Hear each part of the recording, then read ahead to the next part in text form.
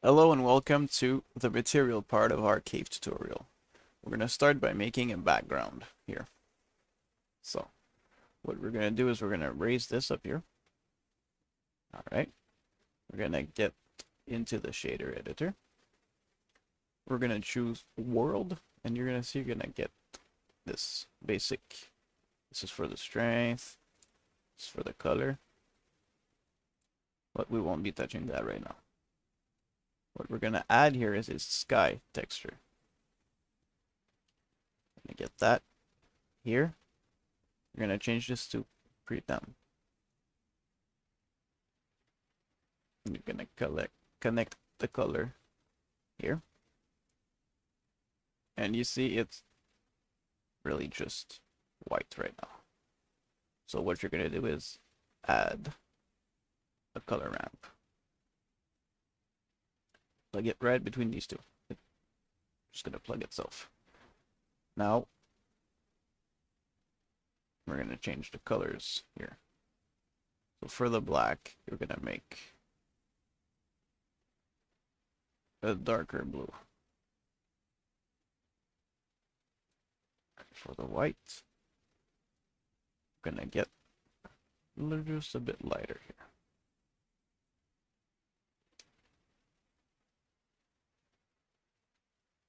You're going to want to adjust the turbidity here to 1.2. You see, starting to get some type of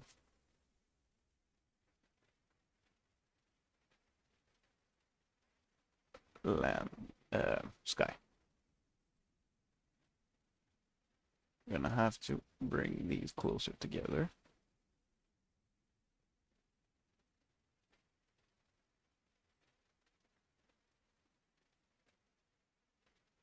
And adjust this little ball here until you can barely see that. Maybe inverse these two.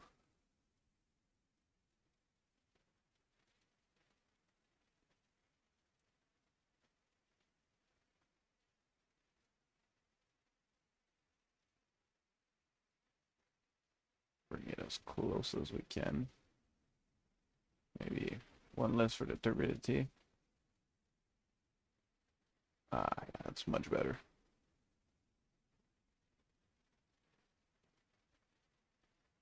And now we have a dual tone sky. Okay. Now we can raise or change the strength. But for now, we're pretty much done with this. We go into our sun, click right here, object data, make it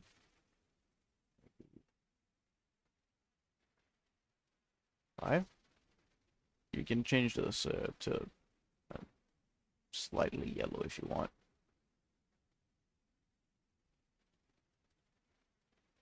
Now you can see everything is a bit hazy or too shiny. That's fine. What we can do, so you can see what it's going to look like for now, you just remove all the specularity from your materials here. As you can see, it gets its color back.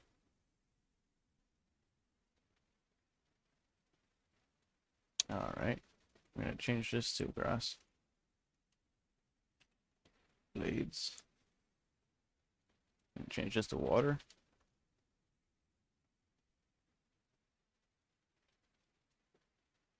Okay. As you can see, we have a sky, and I start the colors. Okay, this is gonna be a bit more demanding part. We're gonna make the grass into actual mesh and then make it one single object. So to start out, you should go into viewport shading where there's no colors and anything when it looks like this, because there's no shadows and it's much less taxing on your computer. You're gonna choose your grass here.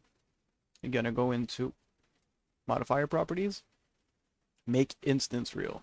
Click that.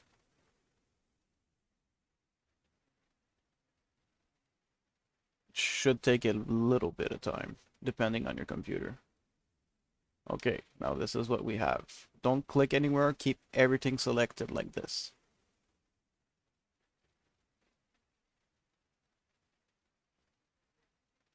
Now, sadly, it moved our grass normal name to the bottom.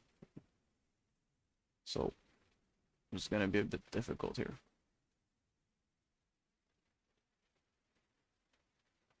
You're going to hold control, click on grass right here. And it's going to be like this. Now you're going to want to press F3 and write single in here. You're going to find object relations, make single user object in data. Click on that. It's going to make your computer lag a little bit. All right, that's done. Now we're going to hold control, take the grass off, scroll all the way back up. Not scroll, but hold control, choose grass blade 01, enable that. Now you're going to do Control J. This is the one that takes the most time to do.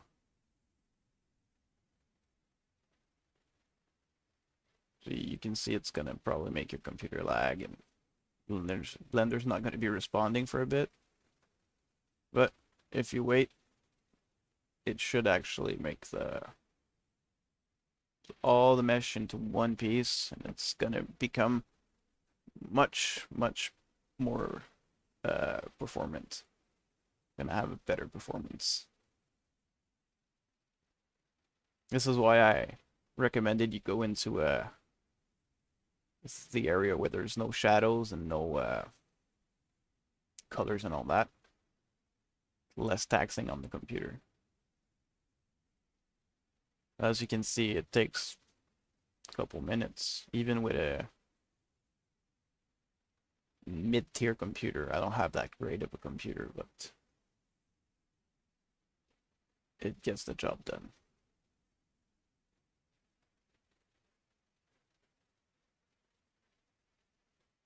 Okay. Any day now. Sorry for the delay. Alright, it's done. We got it. Okay, now we can go back into our colored version. Now we're gonna select your actual grass area, go into the particle system, and you can just remove it now. All right, now we have our grass. And our grass is one single object.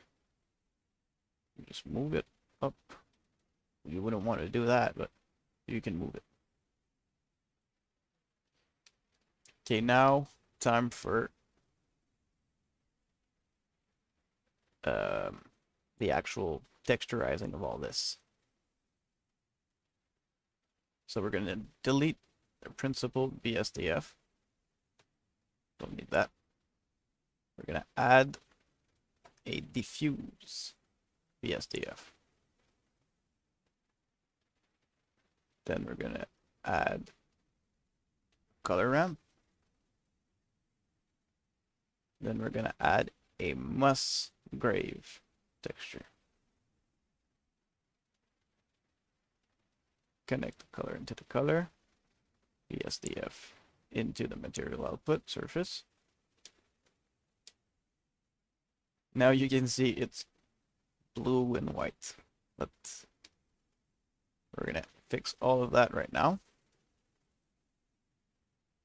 Make this a darker green. Connect the Musgrave texture into the factor here, sorry. For some reason I forgot to connect that. And the white here, we can change to a lighter green.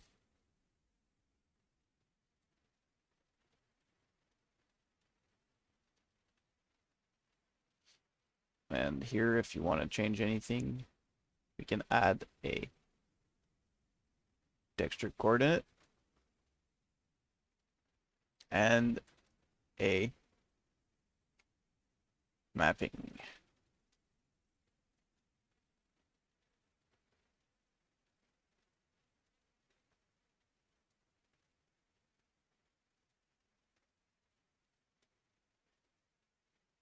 Okay, now that that's done, you can go ahead and make that material the same material as here. So click here, choose this material, material 4. Might not be material 4 for you, but now you can see we have a nice ground effect with different colors. These are the options you can play with. Want to make it more like this, less like this. All right, this is what we got for now. Now what we need to do with our grass here, this we can just hide that, don't need it. Choose your grass, go into the modifier tab. We're gonna add a modifier that transfers the data normals to be the same as the ground. So you're gonna choose data transfer. The source, you're gonna source the grass, the ground that the grass is on. Then you're gonna enable face corner data. All right. Click on custom normals. It's going to prompt you to enable auto smooth object. That's just in here in the object data property under normals tab. Enable the smooth. Okay. We're getting there. Now you can see there's shadows, and we're going to need to enable backface culling as well on the grass. So we're going to choose the material property for the grass. You're going to come right here where there's settings. Enable backface culling. For the shadow, put it on none. Now the grass is blending with our surface. Okay, on to our water texture now.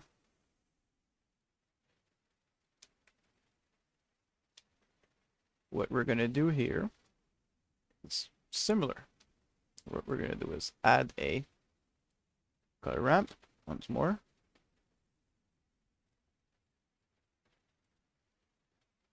We're going to add a bump texture, a bump.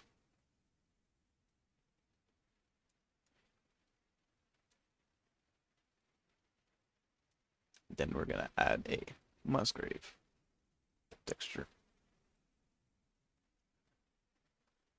Now you're going to connect the normal into the normal.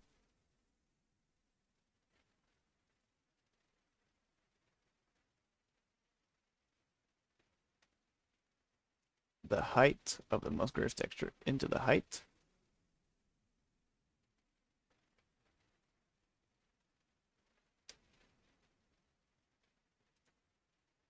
And for the base color, connect this here.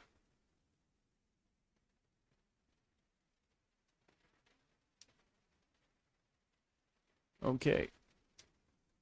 For starters, we're going to change the color of the water. So that's going to be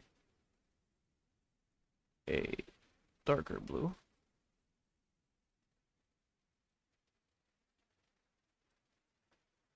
And the white is going to be a lighter blue.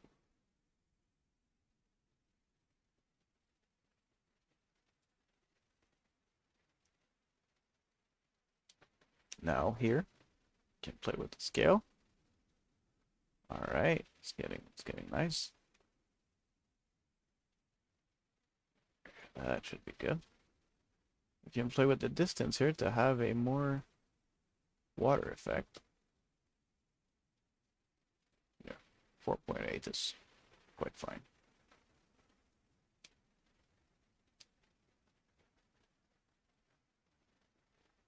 On the Musgrave texture, we're going to add texture coordinate and another mapping as well.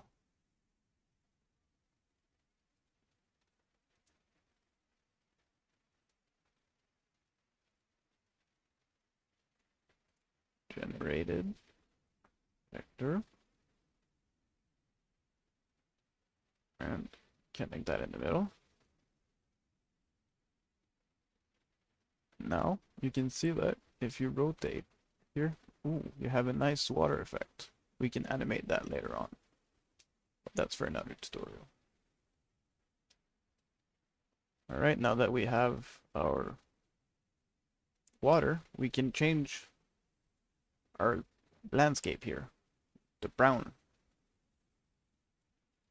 I'm gonna want to remove that. And you're gonna want to add a diffuse BSDF.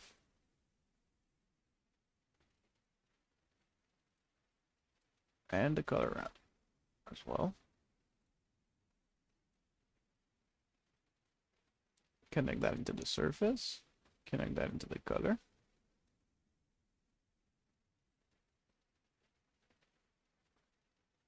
And Voronoi texture as well. Everyone I get here.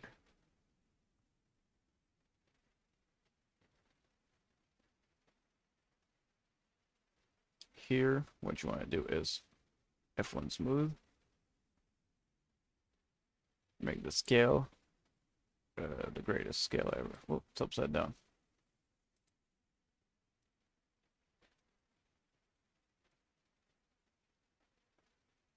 Yeah, okay.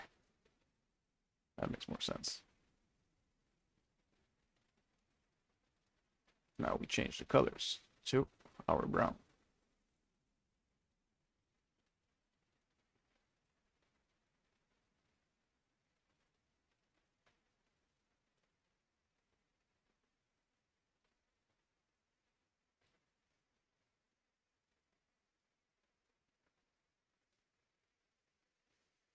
Just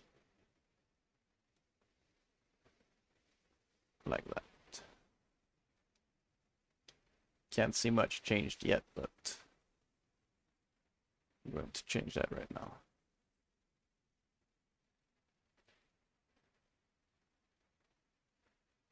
Actually change this to 2D. I'm gonna change the scale. Very maximum scale.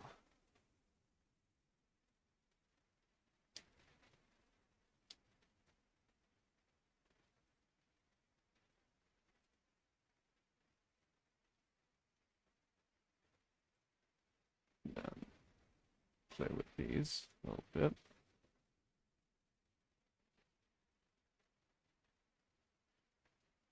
Play with the roughness. Doesn't do anything. You can add just a normal here.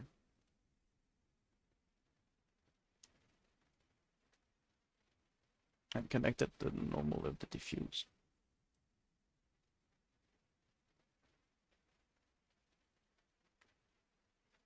It's gonna make you be able to change some aspects of it.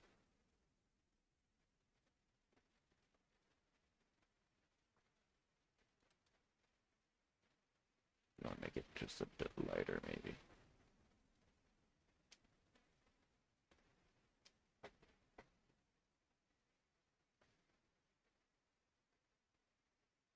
You can also add a texture and a mapping, texture coordinate and mapping here.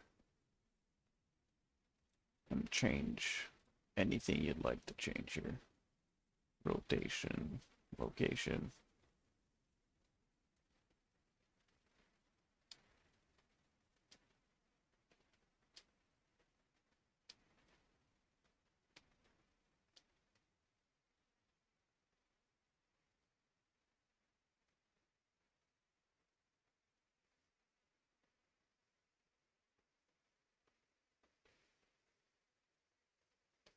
that concludes the texturing portion of the tutorial.